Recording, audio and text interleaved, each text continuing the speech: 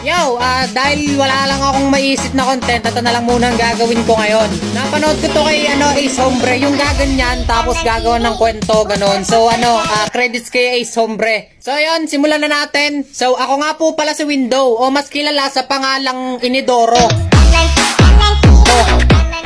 Inidoro po yung tinawag sa akin ng karamihan kasi ako daw po ay mukhang spaceship po yung tingin nila sa akin kasi kung ang ano daw po talaga, pag tinitigan akong mabuti, ako daw po ay mukhang bakla. O minsan mukha naman daw po ako tooth fairy. Hindi, minsan kasi alam ko talaga mapagbiro sila eh. Pero ang totoong tingin talaga nila sa akin na isa daw akong mukhang demonyo. Siyempre, sinumbong ko yun sa nanay ko kasi mukha daw akong demonyo eh. Nung tinanong ko yung nanay ko, ma, ano ba talagang tingin mo sa akin? Ang sagot sa akin, anak, ang tingin ko talaga sa'yo mukha kang itlog.